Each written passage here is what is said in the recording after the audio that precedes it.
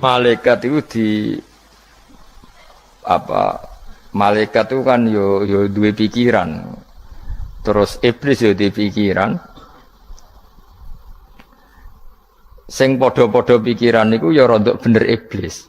Pikirane lho ya. Tapi nurute bener malaikat. Jadi umpama agama kanut pikiran ya bener iblis. Mergo cara berpikir iblis iku Adam ku sangka lemah, aku sangka api. Berarti keren aku. Nah cara pikirane malaikat wis ora mikir mbok mulya ndi dikongkon ya manut.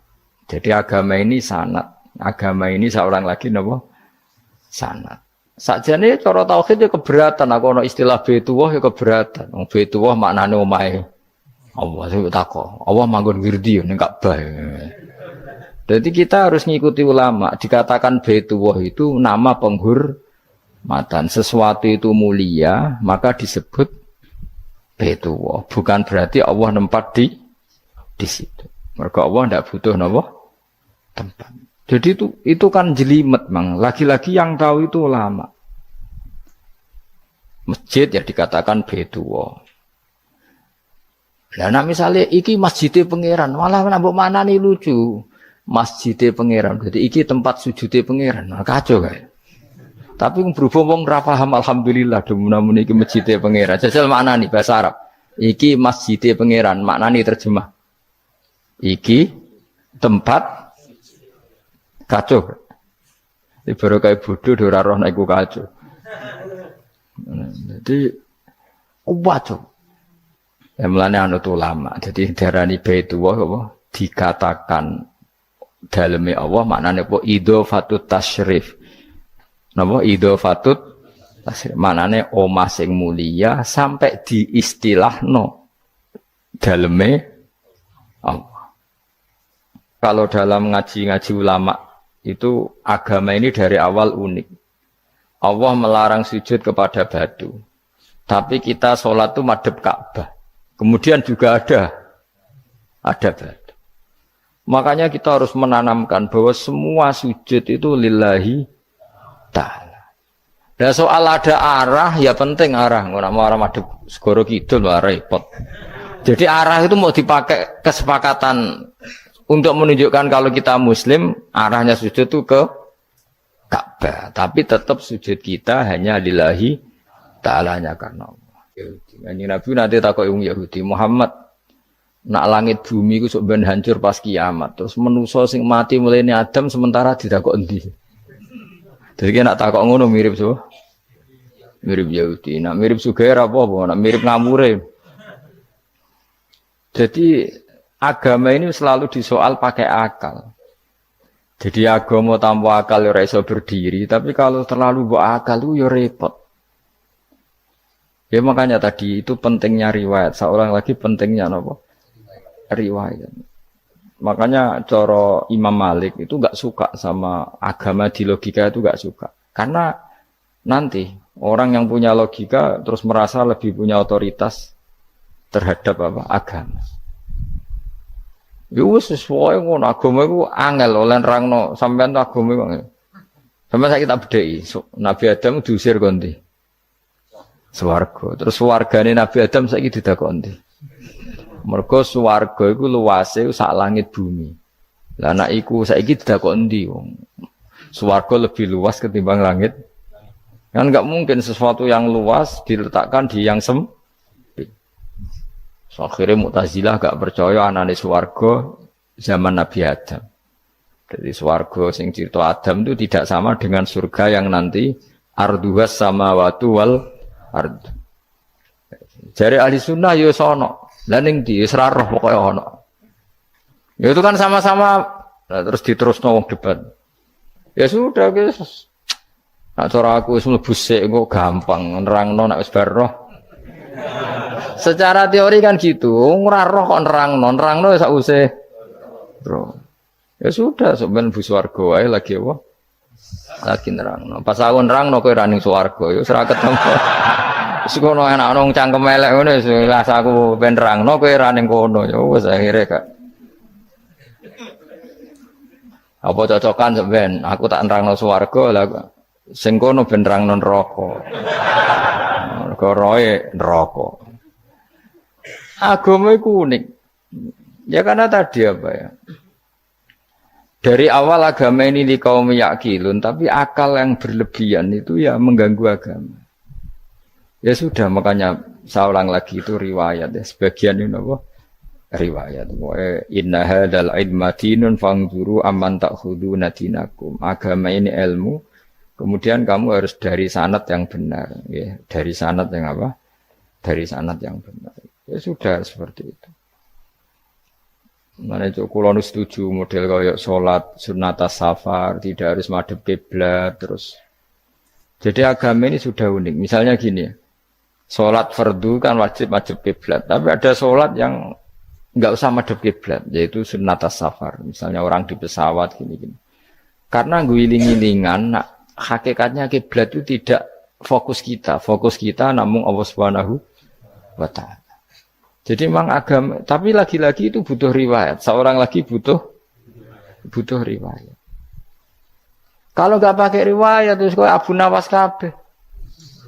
Karena tadi Amerika, seorang lagi Amerika, itu kalau dibor pas New York itu kena Ka'bah. Lah logikanya kalau arahnya pas itu kan bebas arah. Berarti orang Amerika oleh sholat bebas. Tidak bisa seperti itu, ya tetap anut konsensus ulama sana atau tradisi sana, kiblat itu ngambil arah mana. Karena dia pas. Ya bumi yang ada arah itu secara akal kan hanya rubuk 1/4. Makanya kalau kamu belajar falak itu ada rubuk. Lainnya itu sudah tidak ada arah. Misalnya bumi bulat bola, yang sama atas dikatakan sama-sama di atas. Ya kadarnya hanya 1/4. Lainnya itu sudah dikatakan samping. Makanya seperti Denmark, itu ada daerah yang siang itu sampai 3 bulan, entah berapa siklus sekian puluh tahun. Ada yang lebih lama siangnya, sampai 18 jam. Kalau di Eropa kadang puasa itu sampai 18 jam. Ada yang selalu nggak kena matahari, kayak kutub utara, kutub selatan. Nah makanya kalau misalnya sholat itu ngikuti apa? Kalau ngikuti matahari orang kutub sholatnya hanya maghrib, isya, subuh. Gak wajib poso orang tahu ono berino misalnya. Ya tidak bisa seperti itu. Jadi kalau nuruti logika kan terus berdebat terus. Tapi kalau nuruti rasa sebagai hamba. Orang kutub butuh sujud sama Allah, orang kutub butuh loyal sama Allah dengan memperlakukan puasa. Ya sudah, akhirnya kita harus puasa. Nah, lalu kalau ukurannya matahari, mereka tidak punya matahari. Memangnya puasa itu penyebabnya wujudnya matahari, apa penyebabnya loyalitas sama Allah Subhanahu wa Ta'ala? Loyalitas. Kalau penyebabnya matahari, ya berarti kalau nggak ada matahari, nggak usah apa? Tidak usah seperti itu cara berpikir, makanya ngikuti ulama. Karena ulama yang tahu tradisinya Allah dan Rasul. Ya seorang lagi ulama yang tahu tradisinya Allah dan Rasul. Meskipun ya kadang saya enak dewe ulama. Mereka ya kadang ya mau kalau bolak-balik ngomong. Gak diterang nombek cangkem elek ora paham-paham. Makanya masyhur itu ada kiai di debat sama orang rodok PKI. Pak Kiai, kalau setan dari api masuk api kan biasa. Terus susahnya apa? Mau materinya dari api itu. Kiai itu mek lemah, sawurna raine. Loro cung, nggih sakit. Jare wong kok lemah, kena lemah kok loro. Karena serak kena diterang no. Manusia materinya kan dari tanah, berarti kena dipendem urip-uripan. Piye ya? Ya loro ya, lha ya jare kok lemah kok dipendem ning lemah kok. Karena dijelaskan pakai lisan yang baik, gak paham-paham. Sebenarnya kita ini ingin selalu baik, tapi ada orang-orang diterangkan cara baik-baik itu. Paham. Kayak misalnya ana wong kondo, Gus kula nu bojo kula cerewet ngene-ngene, apike kula pegat dicereweti bojo mbek diarani duda iku lara ndi? Oh lara diarani duda isen. Kue payu rabi dicereweti, ambek ra payu rabi jomblo, sakit mana? Sakit distatuskan jomblo. Malah kena dicereweti sabar prestasi baru. Mesti Wong ku diwolak-walik. Lan jar sekolah tak malan kula seneng mbek Imam Syafi'i. Kowe dirasani wong ning ngarepmu, diomongi, ambek dirasani seneng ndi? Seneng dirasani cara kowe. Cara Imam Syafi'i buktike wibawa, buktine ngomong ning ngarepmu ra wani. Jadi Imam Syafi'i itu rileks urip. Ya Aba Abdillah, orang yang tadi muji-muji jenengan tuh kalau di luar maki-maki jenengan. Jadi alhamdulillah. Kok bisa itu kan bukan pengkhianatan. Berarti saya wibawa. Di depan saya enggak berani itu. Wong iku sowan Imam Syafi'i ya cium tangan ya hormat. Tapi setelah di luar menghujat. Singkat cerita dilaporkan ke Imam Syafi'i. Orang yang tadi nyium tangannya jenengan itu di luar ngerasani jenengan. Jadi Imam Syafi'i alhamdulillah berarti aku wibawa. Mendengar kurawani. Ya dianggap enteng saja. Terus ada orang misoi Ja'far Shadiq. Ja'far Shadiq itu Sayyid putune Nabi, orangnya soleh alim, gurunya Abu Hanifah. Di antaranya gurunya Abu Hanifah itu Sayyid Ja'far Shadiq. Itu kalau dihujat orang diomongin ini. Dimaki-maki. Sampai ke rumah. Pas mau masuk rumah, kamu masih ingin maki-maki saya? Iya. Tak tunggu sampai selesai. Setelah selesai, sudah, sampun, sudah. Masih emosi orang, sudah. Kamu misoi saya berdasar apa yang kamu ketahui. Yang tidak kamu ketahui lebih banyak. Maka saya tunggu. Izin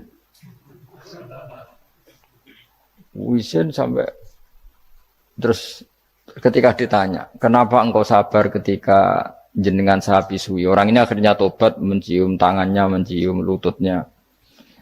Jawab saya Ja'far Shadiq ini. Aturahu tu'sokurhan, aturahu yu'sokurhan. Kowe ora ngrafaham kalimat itu, tapi tak terangkan ben dadi wali. Kowe roh pangeran. Ya tahu. Sing durakani pangeran tuh banyak enggak? Yang maksiati pangeran tuh banyak enggak? Ya banyak. Lah yung pangeran sing di langit bumi wae dimaksiati, apa meneh terima aku. Akhirnya terus jadi orang-orang soleh itu cara berpikir itu di luar kapasitas kamu. Apa ya? Mereka itu hanya Allah, taunya itu hanya Allah. Aku kan enggak egois, harga diri. Mana ada agama berdasar harga diri itu kalau dalam bahasa Arab disebut hamiyat al-jahiliyah itu gengsi nopo? Jahili. Makanya ketika saya berkali-kali cerita itu, ada seorang ulama dipanggil tetangganya, nom.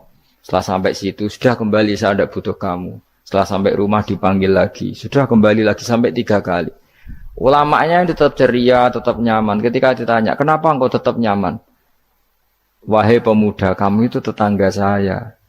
Kata Allah dan Rasul, nak kue iman be Allah Rasul, kon ngapi itu tangga, kon ngundang aku ya teko. Ya seneng nuruti perintahnya. Ketika kamu nyuruh saya kembali, ya saya kembali. Memang itu keinginan kamu. Kue tanggaku, aku kon nurut mbek tonggo. Aku ora urusane mbek kue. Aku mau nyaman mbek perintahe. Oh, nangis pemuda tadi itu tobat. Kalau kamu kan warga diri, orang kok dipimpong. Nek gak bakat wali blas. Jadi orang dulu itu nyaman. Karena yes, pikirannya namun Allah Subhanahu wa ta'ala. Umar bin Abdul Aziz itu termasuk khalifah paling soleh setelah periode sahabat. Itu mau kapundhut itu sewantai. Ketika keluarganya menangis, kenapa kamu menangisi saya? Ya karena engkau mau mati. Memangnya kalau mati mau kemana aja? Ila khairi madhubin ilaih, ke zat terbaik. Terus aku mbok kon urip awar kowe gak jelas iso ngrumat aku ta ora. Anak Allah malah jelas. Saiki apik ndi urip mbek wong ora jelas sampai sing jelas. Ya wis kapundhut. Kowe kan gak mati ku wedi. Dosane akeh. Lah mungkin nek urip terus ra dosa apa to kan. Gaya tok asline. Dosa kula cek kathah Gus kok mati terus. Ya malah apik mati biar dosa meneh. Biasa wae nek mati biasa karena potensinya kamu urip suwi iku dosane apa taat meneh. Ya jawab. Potensine. Dosa meneh apa taat meneh? Apa ya dosa ya taat. Terus pas mati pas taat atau pas dosa? Ya ora usah ngono biasa ya. Sampai mati ae matur pangeran Gusti nak saya ini mati nggih. Mati mawon nak saya ini urip nggih. Urip mawon Gusti semua anut jenengan wis. Zaman kula urip sing ngrumat nggih jenengan mungkin sampean mati sing ngelola nggih napa? Jenengan pun donya sing ngurusin jenengan. Kan sebenarnya kalau kita berpikir gitu kan nyaman. Zaman kamu hidup yang mengendalikan jantung, paru-paru, oksigen juga Allah. Dan kamu enggak tahu caranya, tahu-tahu hidup. Tapi setelah mati dikubur kamu iskal. Lalu sistem pernafasan saya gimana setelah saya mati? Memangnya zaman yang dunia kowe roh. Oh karena ada oksigen. Nah, terus oksigen wujudnya karena apa kowe ya ora roh. Oksigen dari zat gini lah zat iku kok sapa ya ora roh. Mau gaya tok ngomong mau tetep akhirnya ora roh. Lan kadang kula gawok mbek wong goblok wis ora roh kabeh dari awal semua alam semoga gak usah nerang. Nah, artinya gini, kalau zaman di dunia kamu tidak bisa mengelola diri kamu sendiri, juga sama setelah mati tidak bisa mengelola diri kamu sendiri. Semua itu al-amru biyadil, semua itu dalam kekuasaan Allah Subhanahu wa ta'ala. Ya sudah, alaihi tawakkaltu wa ilaihi unib. Ya sudah, kita pasrah saja dan kita hanya kembali kepada Allah Subhanahu wa ta'ala. Ya sudah, itu agama. Tapi nak bawa logika pakai akal. Wah itu orang mati itu sudah nggak bisa apa-apa, sudah jadi tanah gini-gini. Ya, masalah catekar ya ngerti, nah, jadi tanah itu tidak bisa apa-apa. Tapi masalahnya kita ini dikendalikan oleh zat yang bisa mengelola semua. Yaitu Nabi Adam diciptakan juga dari tanah. Ya sudah hanya berdasar riwayat itu yang kita akhirnya meyakini setelah kita mati juga bisa hidup lagi. Iki rasa kuatir, iblis itu ya dhaif, iblis ya lemah. Nyatane ya kowe tetep ngaji jalalan. Berarti ora sukses menyesatkan. Kodang di kowe iblis. Ya kodang sampean, dikon ra ngaji tetep ngaji. Dikon paham tetep ora paham. Berarti iblis itu enggak keren loh. Betul, saya setiap melihat orang sholat itu menyaksikan kekalahan apa? Iblis. Jadi iblis itu ya kalah ora kok hebat ya ora. Biasa mawon, ora usah sing hebat ya namung pangeran. Dari awal iblis wis menyerah ngadepi orang sing ikhlas. Ikhlas itu dimulai dari awal. Cara bahasa Inggris pokoke hilir sampai hulu sampai hilir kudu ikhlas kabeh. Misale kita duit, yakin nek iku wae Allah. Sehingga kita ketika ngasihkan orang itu kamu enggak merasa itu milik kamu. Sehingga enggak gampang ngundat. Selagi itu kamu benar keduanya awalnya salah itu masih mungkin tidak ikhlas. Uang ini milik saya, tak kasihkan kamu dengan ikhlas.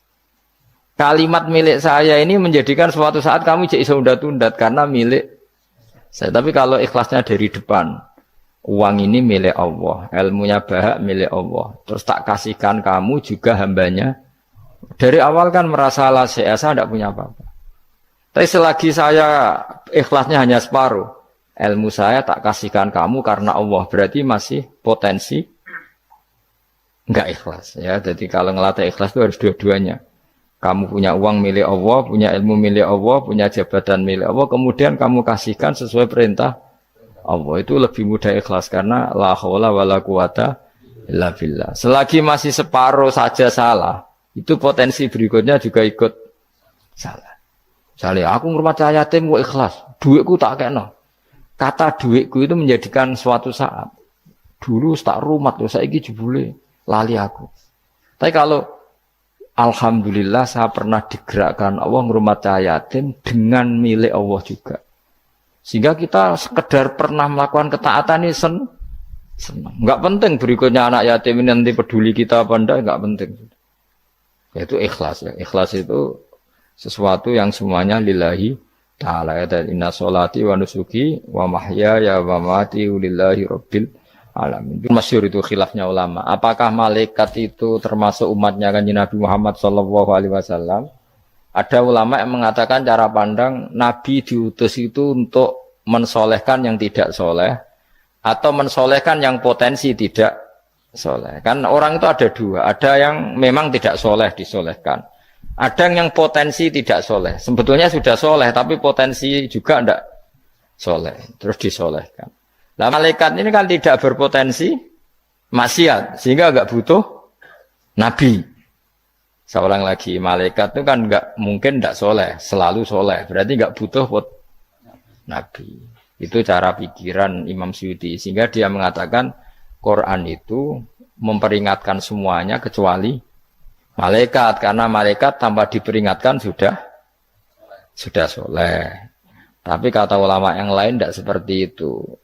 Malaikat tetap senang sebagai umatnya Rasulullah Shallallahu Alaihi Wasallam karena butuh status tasyrif. Tasyrif itu keren. Nanti takut itu melok kelompok isopo, melok kelompok Kanjeng Nabi Muhammad Shallallahu Alaihi Wasallam. Sehingga kalau nanti ditanya Allah, mimman anta misalnya, min ummati habibika Muhammad, itu keren. Kayak termasuk umatnya kekasihmu Nabi Muhammad Shallallahu Alaihi Wasallam. Lalu kamu ngikuti apa? Yo min ahsani kitabik, macam ngikuti kitab terbaikmu ya Allah. Sehingga mereka ikut umatnya Nabi bukan karena disolehkan, tapi karena tasrif, satu kehormatan. Itu yang diikuti ulama. Tradisi kita, ahli sunnah, ngikuti yang pendapat itu. Ngikuti bahwa malaikat pun suka dikategorikan umatnya Kanjeng Nabi Muhammad Sallallahu Alaihi Wasallam karena nambahi tasrif. Nambahi apa?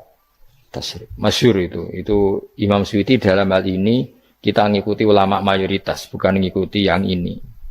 Masyhur kan Jibril ditanya, kan itu ketika Jibril ketemu Nabi Muhammad ditanya, untungnya apa kamu jadi safir? Safir itu kira-kira terjemahan bebasnya panitia saya.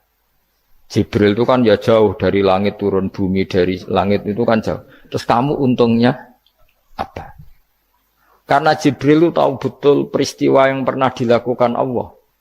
Yaitu kayak apa malaikat yang di langit bisa diusir karena kesalahan tertentu. Malaikat yang sok suci kayak siapa itu Harut Marut juga dihinakan seperti itu. Dan Jibril tahu betul Allah itu yaf'alu ma yasha. Jadi yang sekarang malaikat bisa saja jadi pokoknya tahu betul Allah bisa melakukan apa saja. Karena Jibril tahu betul Allah, karena dia ketua malaikat. Kan kita tahu misalnya ada sejarah siapa? Harut Marut, dari malaikat menjadi hina seperti itu. Terus Jibril akhirnya tanya, ya sudah, Jibril punya apa? Terus ditanya Nabi, kamu untungnya apa setelah jadi safir saya, jadi panitia yang ngurusi wahyu. Terus kata malaikat Jibril, saya tidak pernah merasa aman, apakah saya selalu dalam posisi ini? Posisi terhormat, kecuali setelah menjadi safir, menjadi pelayan kamu ketika aku distatuskan oleh Allah apa itu innahu laqaulu rasulin karim dzi quwwatin inda dzil arsy makin muta'in tamma amin. Terus kata fa amin tu ba'du, baru setelah itu saya merasa aman bahwa posisi saya aman karena Quran itu abadi ila yaumil qiyamah ila mala mi'adalah, semuanya Quran itu abadi dan di Quran itu saya distatuskan muta'in sama amin. Berarti saya merasa aman tidak akan dirubah kestatusan saya malaikat semenjak saya jadi safirmu. Intinya Jibril juga mendapat kehormatan karena ngitmai Quran. Paham ya? Makanya kita di sini mengatakan ini pendapat Imam Suyuti, tapi hampir semua ulama berpendapat apa? Malaikat pun ikut mendapat berkahnya Kanjeng Nabi Muhammad Shallallahu Alaihi Wasallam. Jenenge apa? Berkah tasrif, apa berkah apa? Tasrif. Jadi punya status kehormatan. Nah yang dikatakan Imam Suyuti itu murni logika. Murni logika tadi, yang namanya Quran itu memberi peringatan supaya yang enggak soleh menjadi soleh, dan malaikat tidak butuh itu karena sudah selalu soleh ya. Jadi itu logika saja, tapi kita berkeyakinan malaikat pun butuh, tapi untuk kehormatan.